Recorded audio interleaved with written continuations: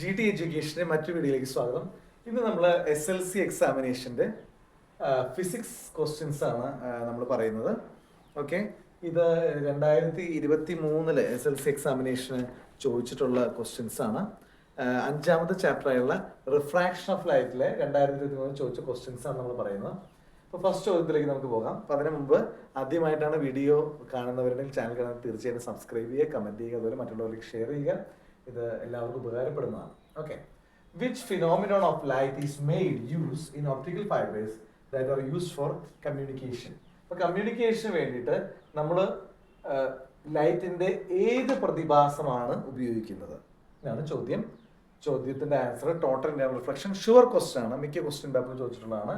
പ്രത്യേകം ശ്രദ്ധിക്കുക, optical fibre communication, അതായത് ഇന്റർനെറ്റ് കമ്മ്യൂണിക്കേഷനിൽ വലിയൊരു ഭാഗമാണ് ഒപ്റ്റിക്കൽ ഫൈബർ വഴിയാണ് ഇപ്പോൾ നമുക്ക് ഇന്റർനെറ്റ് ഒക്കെ വീടുകളിൽ പോലെ എത്തുന്നത്.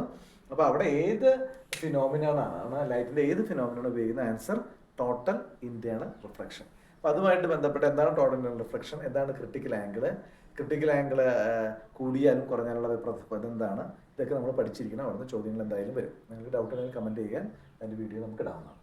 രണ്ടാമത്തെ ചോദ്യം, an object is placed at a distance of 15 cm from a lens of focal length 10 cm. Which type of lens is used here?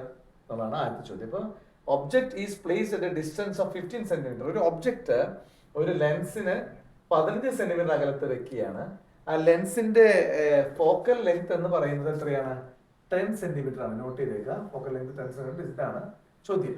അപ്പൊ അങ്ങനെയാണെങ്കിൽ ഏത് ടൈപ്പ് ലെൻസ് ആണ് എന്ന് പറയുന്നത്? അപ്പൊ ശ്രദ്ധിക്കുക, ഫോക്കൽ ലെങ്ത് +10 ആയതുകൊണ്ട് തന്നെ പവർ എന്ന് പറയുന്നത് എത്രയായിരിക്കും?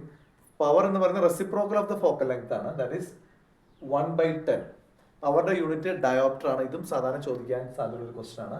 അപ്പോൾ ഇവിടെ പോസിറ്റീവ് ആണ് പവർ, അപ്പോൾ ഫോക്കൽ ലെങ്ത് പോസിറ്റീവ്, അതുകൊണ്ട് ഇത് കോൺവെക്സ് ലെൻസ് ആയിരിക്കും.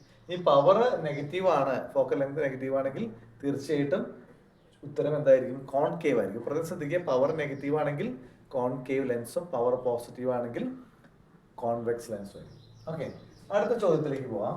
Calculate the image distance. ഒരു ക്വസ്റ്റൻ ആണ്. അപ്പോൾ ഈ ക്വസ്റ്റൻ ചെയ്യാൻ ലെൻസ് ഫോർമുല നമുക്കറിയണം. ലെൻസ് ഫോർമുല എന്ന് പറയുന്നത് 1/f = 1/v - 1/u. ഇതിന് ലെൻസ് ഫോർമുല എന്ന് പറയും.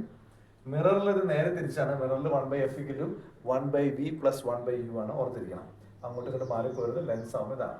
ഓക്കെ, അപ്പൊ ഇവിടെ എന്തൊക്കെ തന്നിട്ടുണ്ട് ക്വസ്റ്റ്യനിൽ? നമുക്ക് distance 15 cm from the lens. An object is placed at A distance of 15 cm from the lens. അപ്പോൾ u എന്ന് പറയുന്നത് എത്രയായിരിക്കും? 15 cm ആണ്. ഇനി ഫോക്കൽ ലെങ്ത് എന്ന് പറയുന്നത് എത്രയാണ്? 10 cm. അത് ഇവിടെ തന്നിട്ടുണ്ട്. അപ്പൊ നമുക്ക് തന്നിട്ടുള്ള കാര്യങ്ങൾ രണ്ടും എഴുതാം. ഈ ഇക്വേഷൻ ഓർക്കുക, 1/f = 1/v - 1/u. ഇതാണ് ലെൻസ് ഫോർമുല എന്ന് പറയുന്നത്. അപ്പൊ ഇവിടെ f എന്ന് പറയുന്നത് 10 ആണ്. അപ്പൊ f ന്റെ സ്ഥാനത്ത് 1/10 equal to 1/v minus u എന്ന് പറയുന്നത്. u എന്ന് പറയുന്നത് is the distance between the object and the lens. അത് u ആണ്. v എന്ന് പറയുന്നത് distance between the image and the lens. അപ്പോൾ നമുക്കിവിടെ കണ്ടുപിടിക്കേണ്ടത് എന്താണ്? ഇമേജ് ഡിസ്റ്റൻസ് v ആണ് കണ്ടുപിടിക്കുന്നത്. അപ്പോൾ 1/10 is equal to 1/v minus 1/15. u 15 ആണ് കൊടുത്തു. അപ്പോൾ ഈ ഞാൻ എന്ത് ചെയ്തു? നിങ്ങൾ കൺഫ്യൂഷൻ ചെയ്തിരിക്കും, ഇതേപോലെ തന്നെയാണ് ചെയ്തിരിക്കുന്നത്. 1/v ഇവിടെ നിർത്തിയിട്ട് 1/10 ഇവിടെ മൈനസ് ആണ്, ഇത് പ്രതികരണം പ്ലസ് ആവും. 1/10 + 1/15 = 1/v. That is 1/v = 1/10 + 1/15. ഇനി നമുക്ക് ഇതിന്റെ ഡിനോമിനേറ്റർ സെയിം അല്ല, അപ്പോൾ അതുകൊണ്ട് ഡിനോമിനേറ്റർ സെയിം ആക്കിയാൽ മാത്രമാണ് നമുക്ക് ഇതിന്റെ മാത്തമാറ്റിക്കൽ ഇത് ചെയ്യാൻ പറ്റുക.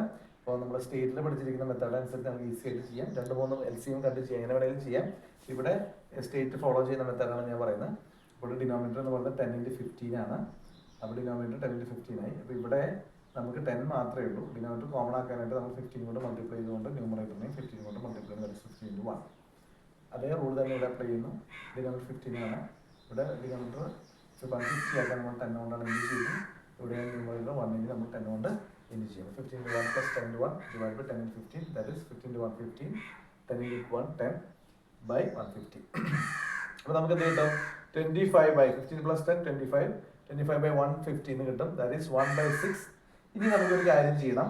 ഒരു കാര്യം ചെയ്യേണ്ടത് എന്താണെന്ന് വെച്ചാൽ, ഞാൻ ഇവിടെ 6 എഴുതിയിട്ട് ജസ്റ്റ് മാർക്സ് എന്താണെന്ന് വെച്ചാൽ മിക്ക ആൾക്കാരും വരുന്നൊരു തെറ്റായതുകൊണ്ടാണ് ഞാനത് അവിടെ നോട്ട് ചെയ്ത് വെച്ചത്. v എന്ന് പറയുന്നത് എന്താണ്? v എന്ന് പറയുന്നത് ഇതിന്റെ 1/v ആണ് ഇത്. ഓക്കെ, 1/v ആണ് നമുക്ക് 1/6 കിട്ടിയിരിക്കുന്നത്. ഇനി v എന്ന് പറയുന്നത് എന്തായിരിക്കും? ഇതിന്റെ റെസിപ്രോക്കൽ ആയിരിക്കും. അപ്പോൾ നമുക്ക് ഇവിടെ എഴുതാം v equal to 1/6 reciprocal that is 6. അപ്പോൾ ആൻസർ വി എന്ന് പറയുന്നത് എത്രയാണ്? 6 സെന്റിമീറ്റർ ആണ്. ഇവിടെ സെന്റിമീറ്റർ ആണ്, സെന്റിമീറ്റർ. ഓക്കെ, അപ്പോൾ നിങ്ങളത് പ്രത്യേകമായി ചിലവിടെ വെച്ച് നിർത്തും, പക്ഷേ വി എന്ന് എടുത്തിട്ട് വേണം 6 എന്ന് എഴുതാൻ. അത് പ്രത്യേകം നോട്ട് ചെയ്യാം. ഇനി അടുത്ത what is the nature of the image form. അപ്പോൾ ഇങ്ങനെ ഫോം ചെയ്യുന്ന ഇമേജിന്റെ നേച്ചർ എന്താണ്? ഇവിടെ ലെൻസ് ഏതാണ്? ലെൻസ് കോൺവെക്സ് ആണ്. അപ്പോൾ സൈസ് ലാർജർ ഇൻ സൈസ് ആണ്. അതുപോലെ ഇൻവേർട്ടഡ് ഇമേജ് ആണ്, തല കീഴായുള്ള ഇമേജ് ആണ്, റിയൽ ആണ്. ഇതാണ് മൂന്ന് കണ്ടീഷൻസ്. അത് നിങ്ങൾക്ക് എല്ലാവർക്കും മനസ്സിലായി. തീർച്ചയായിട്ടും അത് പഠിച്ചിരിക്കുക. നമ്മൾ മറ്റു വീഡിയോ വീണ്ടും കാണാം. അതുവരെ സൈനിങ് ഔട്ട്. അപ്പോൾ നിങ്ങൾ ഈ വീഡിയോ എല്ലാ കുട്ടികളിലേക്കും ഷെയർ ചെയ്യുക.